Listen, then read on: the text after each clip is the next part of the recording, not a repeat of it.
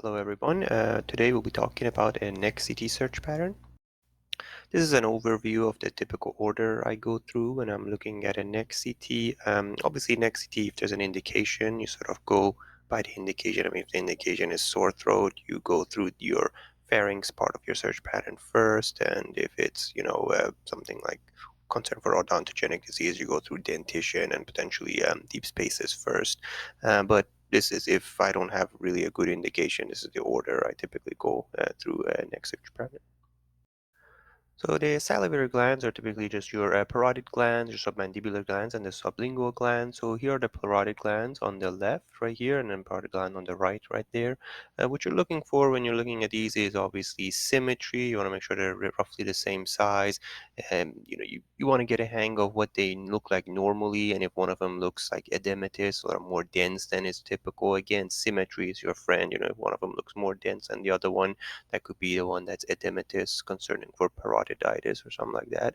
And then you want to look for any nodules. Very common to have little parotid nodules. Obviously, a lot of times, like this thing here, very common to have like little lymph nodes. But if the nodules are more rounded and bigger than 1 centimeter, those could be typically pleomorphic adenomas, although very difficult to tell them apart, at least on CT, from other parotid neoplasms. So those are the main things that can occur in the parotids.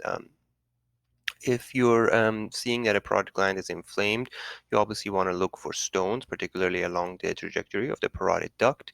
So parotid duct's actually pretty easy to find, and that's right here. That's it right there.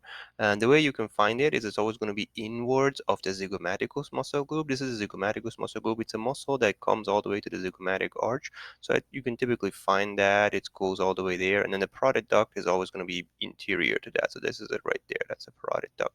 So if you see that the parotid gland and then it sort of curves around a lot, and then you can actually trace it all the way back to the parotid gland right there. So that's a parotid duct right here. So again, along all that trajectory, you'll be looking for a stone because there's stones within those ducts can cause a parotid occlusion, and parotiditis. And then you have your submandibular glands. So go down. Here they are, the submandibular gland on the left, submandibular gland on the right. Same thing, looking for any asymmetric swelling, soft tissues, nodules and stuff. Less common in the submandibular glands, but still you can see them sometimes. And then obviously if there's internally, if you see that there's these branching hypodensities, that signals that there is potentially a ductal occlusion more distally, and you want to look at the trajectory of the duct. The ducts for the submandibular glands are actually in the sublingual space, so they kind of go into the sublingual space right here, and then they end up somewhere around here. So that's the trajectory of the ducts that you want to look. And there's a case on this website where there are stones in these ducts, and the ducts are dilated, so you can actually see their trajectory pretty nicely. So you can go through the cases on this website. And finally, the sublingual glands, they're sort of in your sublingual space, and these are these things. They typically, you can very not see them very well in typical CTs, but this CT is relatively high resolution. You can see them, these hyper-enhancing structures in the sublingual glands, sublingual space. These are sublingual glands. Pretty rare to see pathology there, at least within resolution of CT, honestly, but that's where they are. Then I go and look at the thyroid gland. Now, this particular individual has very atrophic thyroid gland right here. You can see very small. Maybe they even had a right-sided hemithyroidectomy because the right side is just really tiny, just a little bit of tissue right there.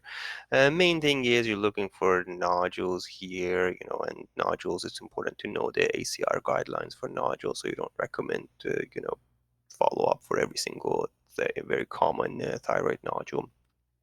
Again, if you see a big mass, these nodules can look very bad and ugly, but they're typically, again, sonogram is the way to assess them. You can't really say much based on their CT appearance.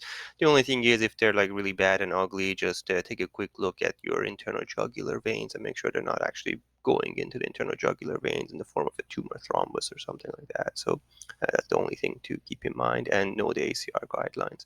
Typically nowadays there's usually a macro that you can use for nodule follow-up, so that's not a big deal. Next, I look at the pharynx. So starting at the nasopharynx. So nasopharynx is that portion of the pharynx that's above the sort of hard, soft palate. So the best way to see it, obviously, is on the sagittals. So here's your hard palate, here's your soft palate. So basically, the parts of the pharynx above this line right here. So all these parts of the pharynx are your nasopharynx. Now, again, things to look for is, of course, symmetry. In particular, if you have a mastoid effusion, you want to interrogate that side of the nasopharynx.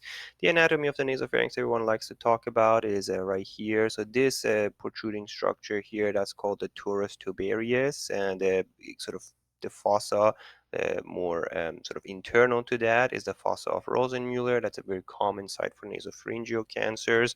And then this opening right here is where the eustachian tube comes in. So that's why having nasopharyngeal tumors, they opacify, their eustachian tube, and then they cause a mastoid effusion.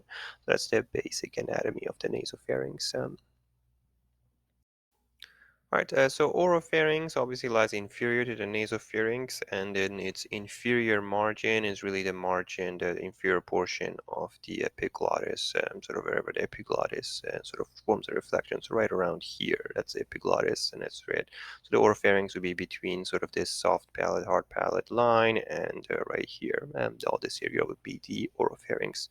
Now, what are the portions of the oropharynx? Oropharynx includes the soft palate. So this is the hard palate. It's not part of the oropharynx. The soft palate here is part of the oropharynx. The uvula is part of the oropharynx, and then the base of tongue, which is the posterior third of the tongue, and includes these more hyper-enhancing lingual tonsils, part of the oropharynx. And then what's better seen on the actual is your palatine tonsillar complex here. When they're not inflamed, it's harder to find them, but they're usually right around here. Sort of the lingual tonsils go up there, and then right lateral to them would be your palatine tonsillar complex right here and right there. So these are be where your tonsillar complexes are. And then whatever's left, the posterior pharyngeal wall is just the posterior pharyngeal wall of the oropharynx. Those are the different subsites of the oropharynx. Again, you're looking for any asymmetry, sort of mass-like thickening.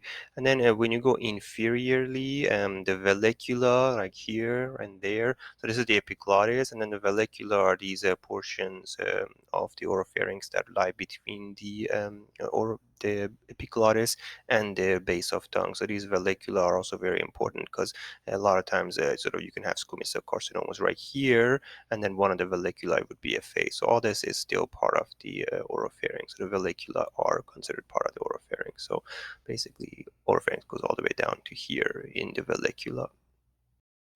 Finally, the hypopharynx is, of course, portions of the pharynx inferior to the oropharynx, and they're going to be posterior to the larynx, because at that point the epiglottis separates out your pharynx from your larynx. The major parts of the hypopharynx are basically going to be your piriform sinuses. The piriform sinuses are these two gas-containing outpouchings of the hypopharynx that try to go lateral to the larynx and interior to the thyroid cartilage right here. It's important to make sure they're symmetric. One is not effaced compared to the other. That could be a sign of a mass.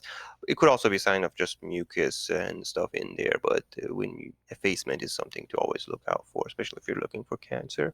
And then the rest of it is just going to be sort of your posterior pharyngeal wall, and that can also be a site of tumor and other things. Right. Once I'm done looking at the pharynx, then I'll look at the larynx. So larynx is a portion of the airway that begins from the epiglottis and then ends at the level of the trachea, which is the lower margin of the cricoid cartilage right around here. Going through some basic gross anatomy of the larynx. Obviously, you start with the epiglottis. The epiglottis has two surfaces. You got your lingual surface right here, which is facing the base of tongue, and then your laryngeal surface, which is here and faces the larynx once it's in a closed position to protect the airway during swallowing. Now, the lateral margins of the epiglottis, as you come down, form the epiglottic folds right here. These are the epiglottic folds that are part of the superior part of the larynx, and they come down, and as they're coming down, their free edges form the false vocal cord. The false vocal cord is probably best seen on the coronal plane right here. These are the false vocal cords right here. You can see there's a little bit of fat within them, and these are the false vocal cords. They're very nicely seen on the coronal projection. Then you have this little outpouching called the laryngeal ventricle, and then following that you have your true vocal cords right here and right there.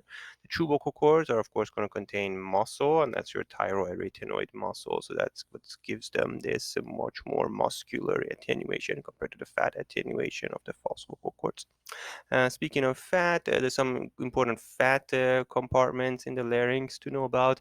One is the preepiglottic space. The preepiglottic space is this midline fat-containing triangular area right here that's anterior to the epiglottis. And then the paraglottic fat is this paired fat along the lateral margins of the larynx that pretty much extend throughout the length of the larynx.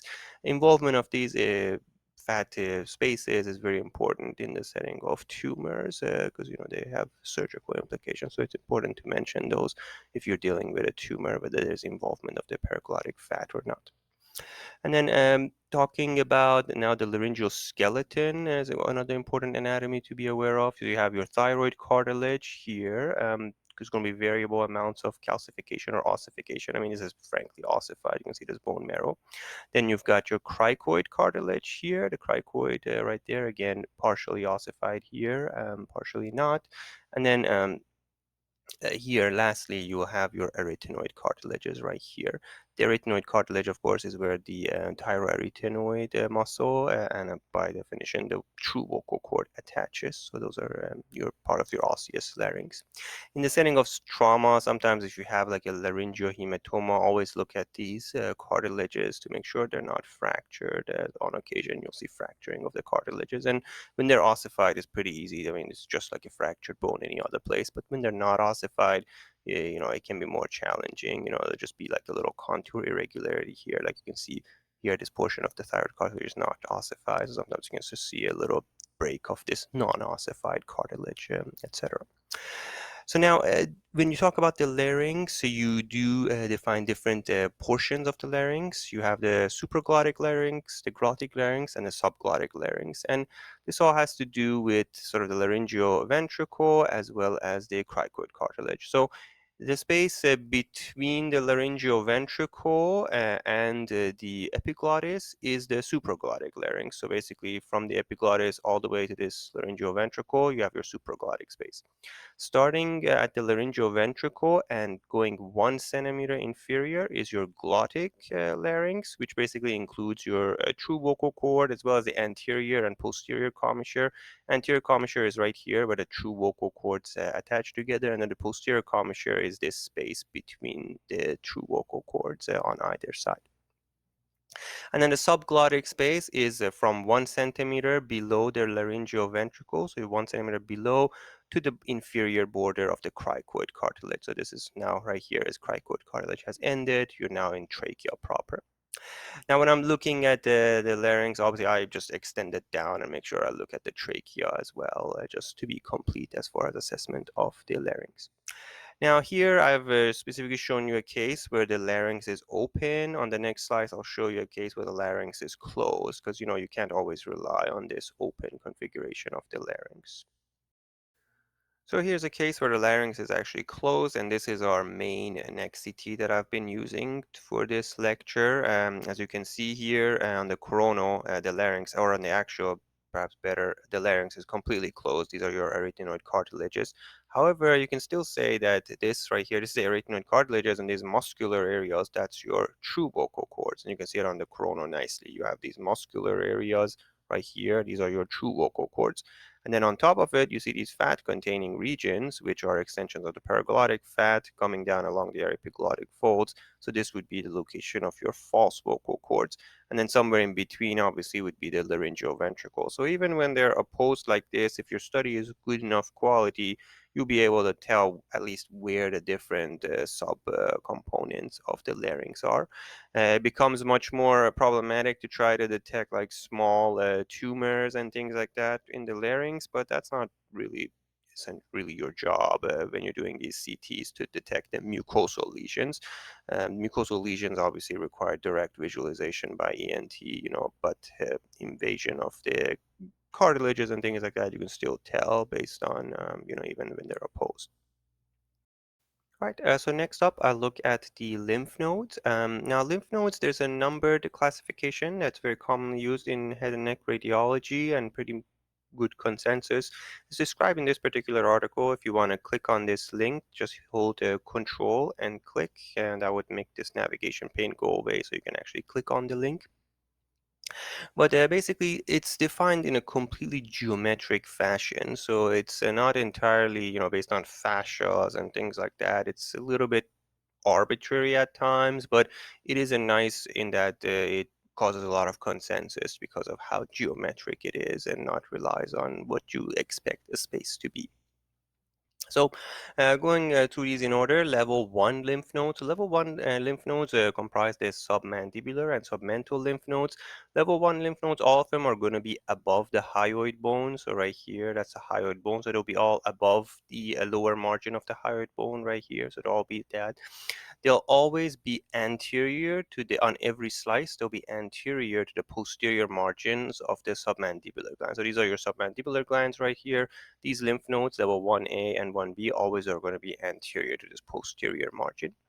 Now, what distinguishes 1A from 1B are these digastric muscles. If a lymph node is between the two digastric muscles, and this is digastric muscle at the anterior bellies, if it's in between here, that's the submental lymph nodes or level 1A, and if it's lateral to them, that's level 1B or submandibular. So on the axial lymph node, any lymph node over here from the posterior margin of the submandibular gland all the way to the lateral margin of the anterior digastric muscles would be level 1B, and then any lymph node in this fat here that's between the anterior bellies of the digastric muscles would be level 1A.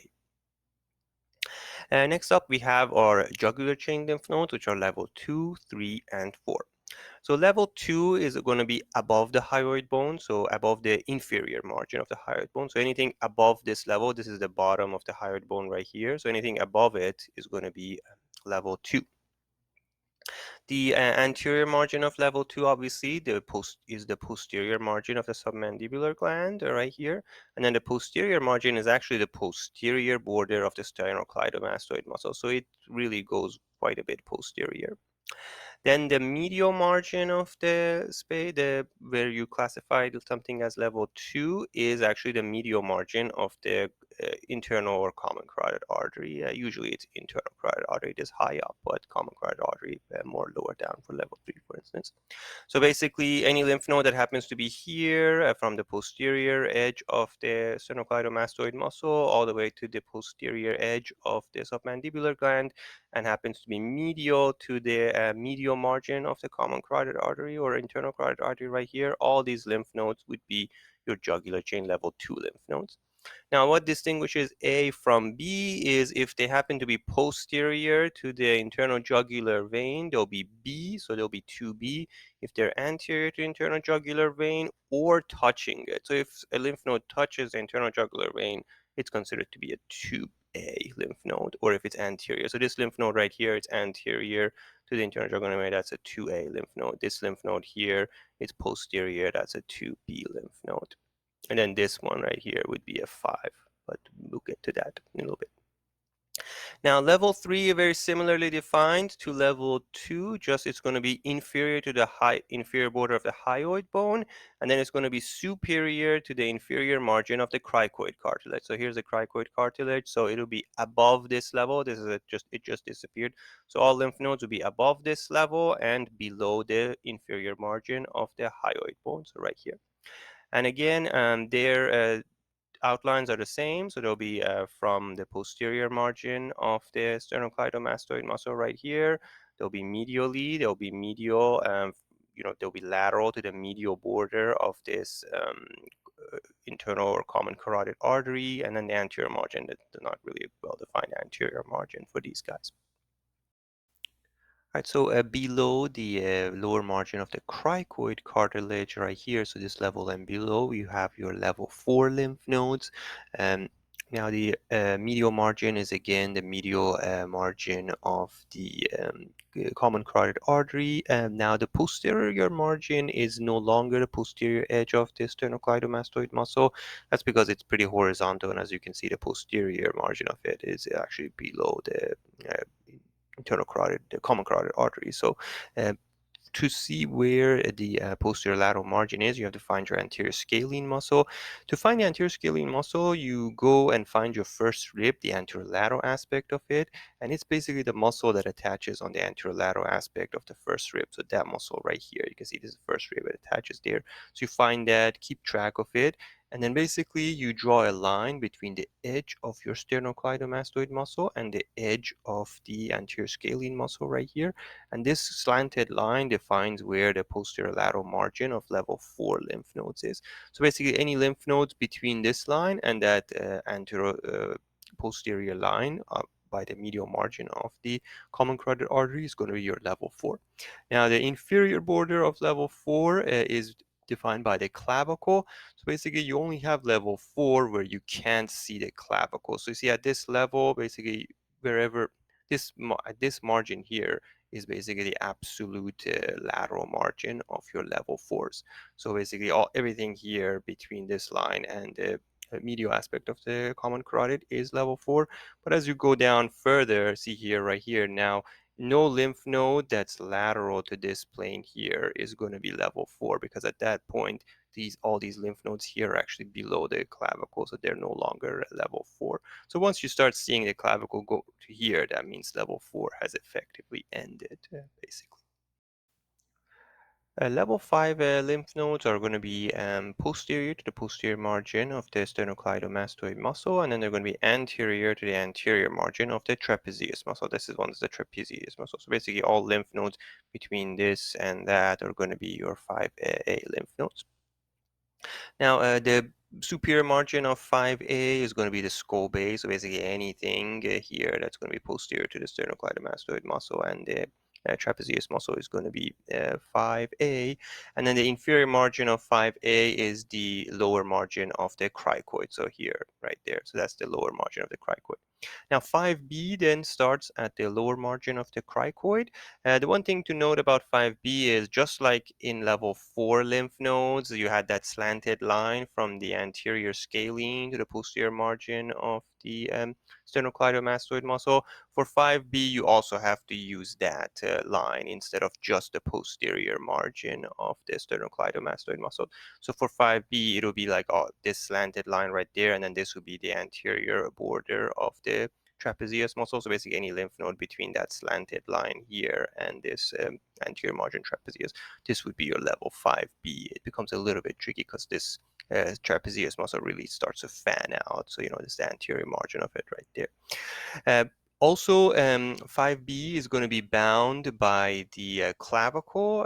So whenever you start seeing the clavicle, 5B can only be medial to where you see the clavicle on that particular slice, because that means that over here is the only area where you're still above the clavicle. Over here, you're already below the clavicle because you can see it. So basically, it's going to be medial to the clavicle. The lymph nodes that happen to be sort of lateral to the clavicle at a level like this, you can call them supraclavicular lymph nodes. As long as they're not between the rib cage and the sort of outer skin, those will probably be better characterized as axillary lymph nodes. Level 6 lymph nodes are going to be those lymph nodes that are between the medial margins of the internal and common carotid arteries. So, the jugular chains, you have a 2, 3, and 4, were, lateral to the medial margin of the internal and common carotid artery. Level 6 is going to be all the lymph nodes that are medial and in between those two arteries. So basically, any lymph node in this region will be your level 6. The superior border of level 6 is going to be the bottom of the hyoid bone. So like right here, this is the hyoid bone, the bottom of it. So anything starting at this level. And the inferior margin of them is going to be the manubrium. So you scroll down all the way until you hit the manubrium right here. So between those two. And it becomes a little bit tricky because, you don't even have the, here is where you begin to have common carotid artery. So, you you haven't reached manubrium yet, and now you no longer have a common carotid artery. So where is 6 right here becomes tricky. I wouldn't get too fixed up on that, but basically that's the definition of level 6. Level 7 is supposed to be those same lymph nodes, but below the manubrium. Again, becomes tricky just because you don't even have any common carotid artery at that level in at least this particular patient. Some patients you would, some patients you won't. Level 7 is not typically that well used, and I think for all intents and purposes, once you stop seeing the common carotid artery, like right here, this common carotid artery is gone, it becomes a nominate artery. You no longer really have level 6 for probably all intents and purposes. Now, level 7 technically is below the manubrium up to the level of the innominate vein. Again, this the innominate vein, it was very short level. So again, level 7 doesn't always work out very well. And probably not the best lymph node station to use. So that's it for the sort of consensus numbered lymph nodes. Now, those are not all the lymph nodes you can see in the neck. There are these others, and they're not quite as geometrically defined as these numbered ones. But any lymph node that's going to be within your parotid gland or immediately above or below the parotid gland, pretty common to see. Those we just call them parotid lymph nodes. Supraclavicular lymph nodes, I already kind of talked about how they're sort of pretty much a continuation or in continuity with the level 5 lymph node or 5B lymph nodes in particular. And it's really that clavicle that defines what's supraclavicular versus 5B. Your retropharyngeal lymph nodes are basically your lymph nodes going to be pretty close to the skull base that are going to be in your retropharyngeal space. So they typically are going to be these lymph nodes like right around here and there. See that little trace bit of fat to be lymph nodes here. So those lymph nodes, you would want to call them retropharyngeal.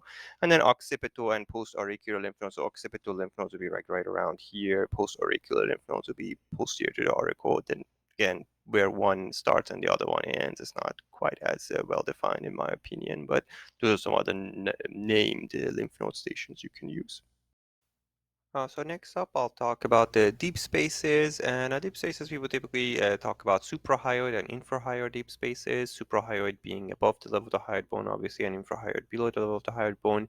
When looking at the suprahyoid deep spaces, I think the parapharyngeal space is a good starting point because it's very easy to see. It's this fat-containing space right in the middle, the paired fat-containing space right in the middle of all the deep spaces. And when you're dealing with lesions of these places and you can read about these, how this particular fat is displaced or effaced can give you a clue as to which space a lesion is originating from. So basically this parapharyngeal space, it needs to be containing pretty much essentially only fat. In a setting of infections, obviously you look for any sort of stranding that could be there. In a setting of tumors, you look for effacement of it and from which direction the effacement seems to be coming, and that will clue you in as to which other space a tumor is coming from. Then you have centrally the pharyngeal mucosal space, and the pharyngeal mucosal space is just what its name implies. It contains the pharynx and all of its mucosa. Basically, that's your pharyngeal mucosal space. So it has the nasopharynx, the oropharynx, and potentially parts of the hypopharynx, although usually those kind of tend to fall below the hyoid bone. Then you have the masticator space right here. The masticator space is the space that encloses all the muscles of mastication right there. So all of this would be parts of the masticator space. Then you have your parotid space, and that's the space that contains your parotid gland right here, adjacent to the masticator space. And then your submandibular space is going to be containing your submandibular gland. And it's going to be not just the submandibular gland, it's going to be all of this fat, and it's going to be lateral to the mylohyoid muscle. So this is the mylohyoid muscle. So all this fat right here is still part of your submandibular space right here. So submandibular space will be all of this space right here, including the submandibular gland. Then you have some spaces that are shared between the suprahyoid and infrahyoid, or like our continuation. Most obvious one, obviously, will be the carotid space right here, which includes the internal jugular vein, as well as the internal and common carotid artery, as well as the vagus nerve, although you don't really see the vagus nerve. So it'll be a pretty small space right here. It will contain all of those things. Then you have your retropharyngeal space, which also, it's very hard to tell the difference between retropharyngeal and danger space, so I usually don't bother. It's just thin, wispy, fat-containing space right here between the pharyngeal mucosal space and the perivertebral space. Now, retropharyngeal space is pretty important, especially when there's like edema within it or lymphadenopathy, because those things can, especially if they're in the danger space portion, they can extend all the way to the mediastinum. Again, probably danger space is different from retropharyngeal space, but for all intents and purposes on imaging, you can't tell the two apart, so I'll just always talk about them as retropharyngeal space. Now you have your perivertebral space, is basically the space surrounding your vertebral column and containing all of the sort of paraspinal musculature, so that's your perivertebral space. And then finally, you have your posterior cervical space, which is all this fat-containing sort of space that's going to be posterior to the carotid space and sort of extending all the way behind and goes typically to the anterior margin of the trapezius muscle.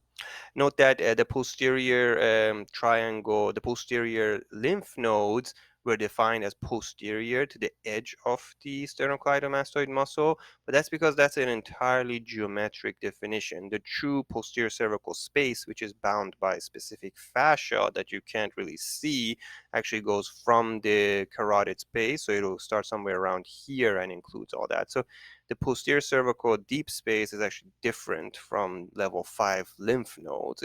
They're different. It's just this one is physiologic, but the caveat being that you can't really see those fascia that distinguish its position from the carotid space, versus when you're defining level 5, you precisely define it to fall at this posterior margin. Again, a little bit arbitrary, the posterior margin of the sternocleidomastoid muscle, but at the other end, you get consistency. So the infrahyoid space is pretty easy.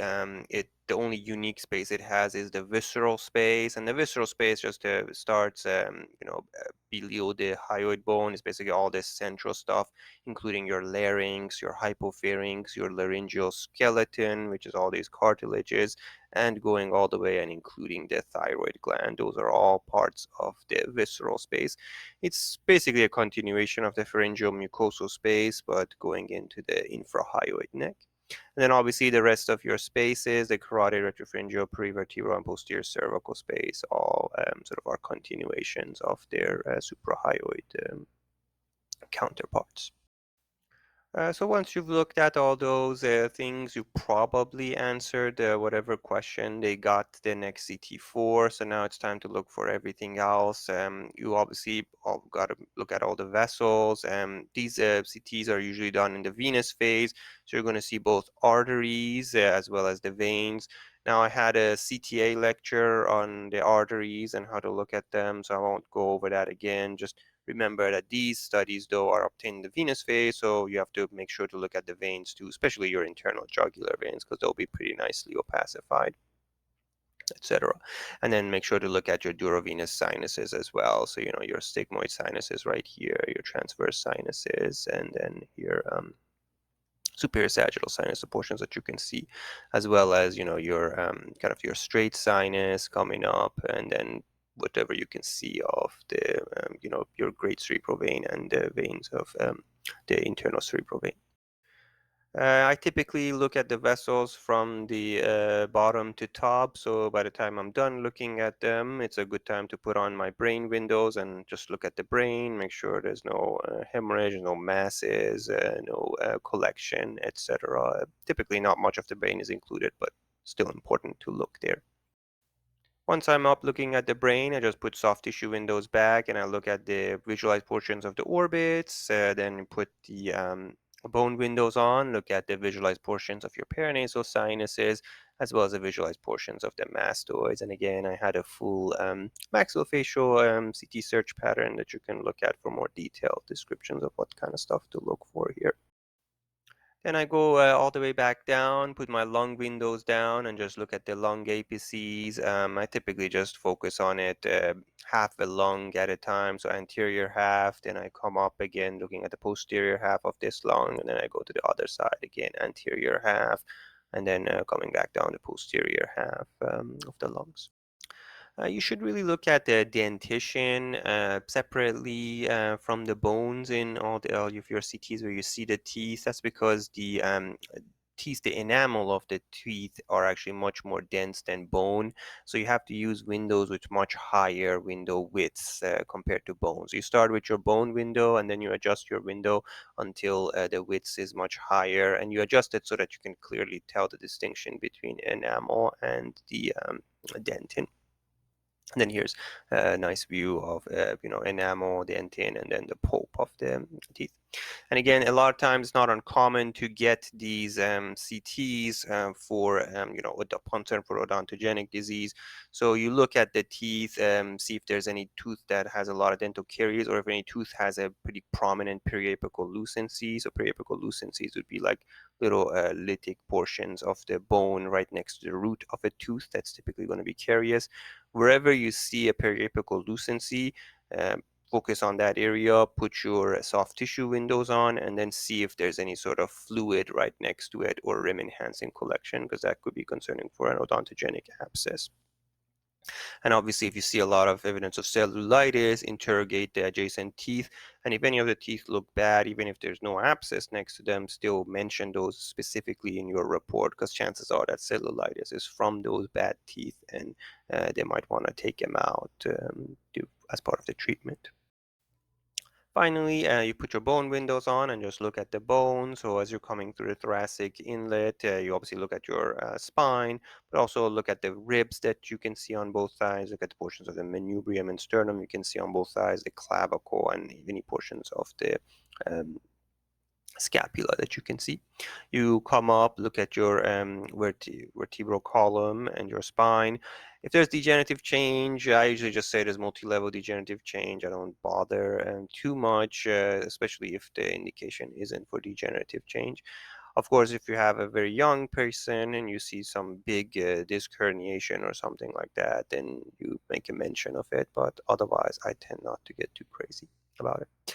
Obviously, you want to look at your spine on sagittal, and I'll go over that. But while you're still on axial, you can look at your mandible, any portions of the maxillofacial bones that you see, and then any portions of the calvarium that you can see. Again, you look at those. Always put your sagittals on and take a look at your spine in the sagittal plane. Make sure that your alignment is good, no unsuspected fractures in your C2 especially, and that your cranial-cervical junction and alignment is also good on both sides, because those are very important and potentially be disastrous. And then, as I talked about, always good to put either soft tissue windows or even brain windows. Here, brain windows too sharp for this particular CT, but put on your soft tissue windows and look at this spinal column. Sometimes disc herniations would show up as soft tissue attenuation outpouching here, and you can actually pick those up on even on CT.